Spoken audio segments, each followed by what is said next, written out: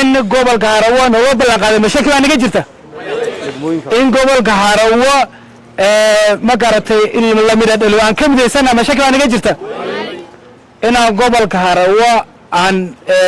شروط اللوب هنا وبوحنا مشاكل أنا جرته هذا هو هنجاكو عن إن سيو إنه ذلك عن كوجنو سيدي اللوب ميرة الله أول اللي هرجين لها قبل كهروا أو وتا دقمون كيس أصوب يمام يقول أصوب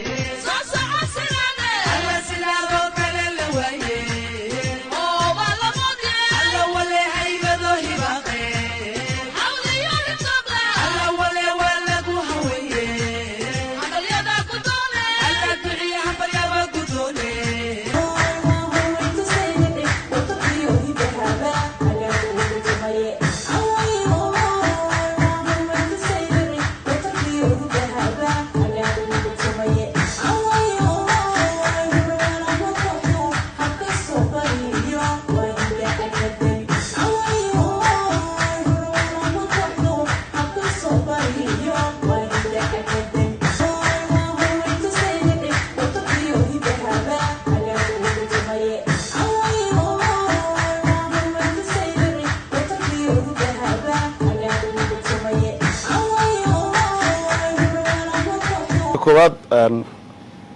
waxaan mahadnaqayaa aqoonyahanka kala duwan oqaasheenii dhalinyaradii qaybaha haweenka ee u yimid inay soo dhaweeyaan xildhibaanka sharafta leh ama hogaamiyaha bulshada Harawa bulshada gobolka Harawa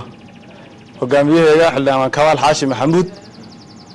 oo dadaalkiisu had ogtihiin inuu dal iyo dabad iyo meel walba sidii bulshada reer Harawa iyo deegaanka iyo dalkaba wax qabad mugle lagu qaban lahaa dadaaladiisa horay u xaqiijiyay inaan soo dhaweeyno sharaf weyn bay noo tahay marka aniga ku hadlaya tiimka xildhibaanka soo dhaweynayay waxaan leeyahay dhammaan ka soo qaybgalayaashu way maadsan yihiin marka kulay wax hadal badan ma yaale xildhibaankan mikrofoonka ku dhaweyn maadaama bulshada qaybiga kala duwanaana banaanka ay nagu sugayaan safarkuna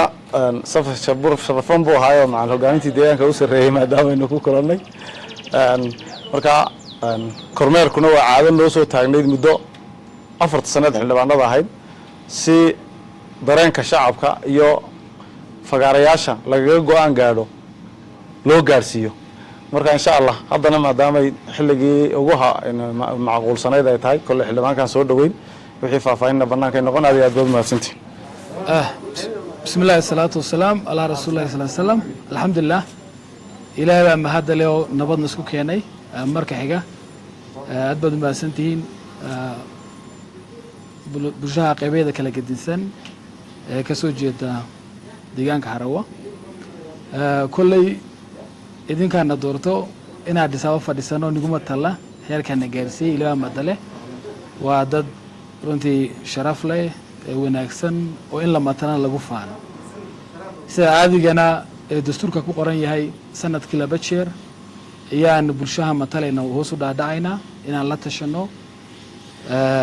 wixii baahi jirtana aan soo ogaano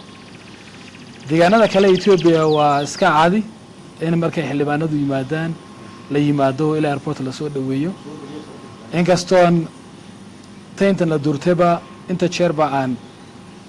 bulshadeenu tagay la tashan jinay waa kan marka ugu horeysay soo dhaweysin maxaa soo maanta airport la yimid weey mahma habashaa tiraada watad najna ay baalan macnaheedu ana midabkiisuna cad yahay sheegid mu baan iska cad yahay marka halka waxaan ka dareemayaa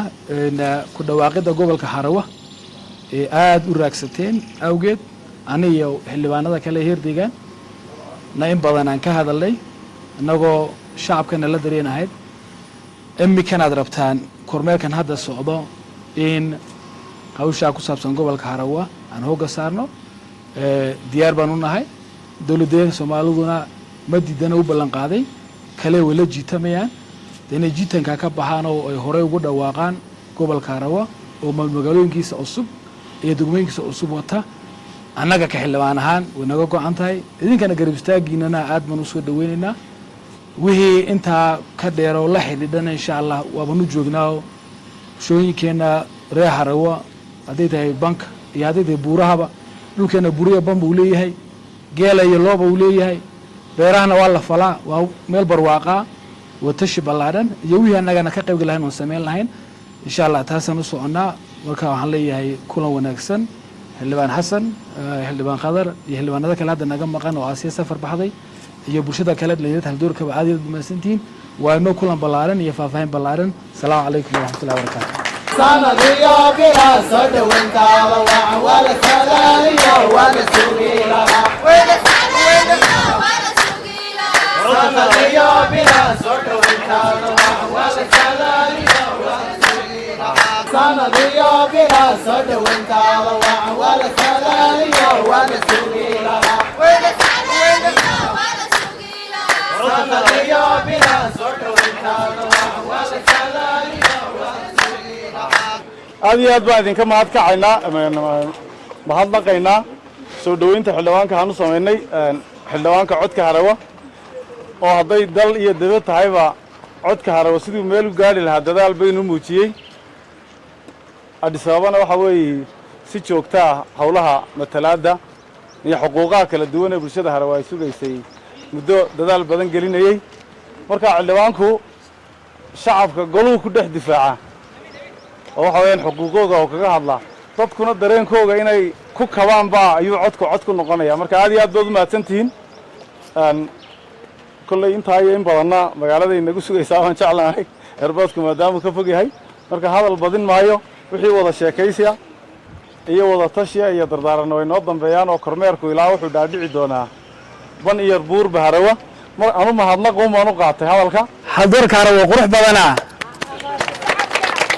haldoorka Harawa adka haldoorka Harawa haweyna ma sha Allah kullay waa xildhibaankii heer qaran oo maanta irbad ku soo dhaweyseen inkastoo aad ka tahay deegaanada kale Itoobiya in xildhibaanada markay hawlaha shaqo u soo dhaadhacaan la soo dhaweeyo maanta ugu horeysa tan inta doontaad irbad ka timaadaan sababta irbad ka timaadiina waa tahay maxama abasho wax tiraada watad najna ay baalam aanu wacdi yalan midabkiisuna wacdi la iska garanay wacdi lama yiraahdo waxa halka ka dareemaya doorkan waxyaabahan ka tashayno ugu weyn tahay gobolka Harawa ku dhawaaqdiisa aad raagsateen horta ogaada gobolka Harawa nalooma diidano wala la jiitamayo marka waxaan rabnaa jiitankaas in laga boqo hore la soo dhaweeyo maadaama la ballan qaaday taasun baan u nimid wada tashigu socon doonaa hadduu la yiraahdo buuraheen iyo banka waan tagaynaa waanu ka tashan doonaa dhulkeen waa dhul barwaaqo ban iyo buur balay geelay waan nahay beeralay waan nahay hoolay waan dhaqanaa wax soo saarku iska fara badan yahay marka kaliya waxa la rabaa qaab dhismeedkii in gobolka Harawa noo ballan qaaday mashakil aan naga jirta in gobolka Harawa ma garatay in la midado aan ka mideysana mashakil aan naga jirta in gobolka Harawa aan shuruuda loo baahnaa oo buuxinay mashakil aan ka jirta haddaba waxaan naga go'an inaan sii wadno dadaalka aan ku jirno sidii loo midado ilaa adoo la hirgelin lahaa gobolka Harawa oo wata degmooyinkiisa cusub iyo maamulkooda cusub insha Allah guul iyo gobonnimo isku ognahay dawladana waxaan uga baaqaynaa waan raagsanay inoogu dhawaaqa ballantii waanaynaa wana sugaynaa leenahay inta ballanta la fulayna inaan codkeena muujino shacab iyo xildhibaan ahaan way naga go'an tahay codka la muujiyo waa dimuqraadiga waxana qaaday way tan asin kuwaday Harawa salaamu alaykum Allah ni sharfo inaan nimato waan ku faraxsanahay guriga gobonnimo insha Allah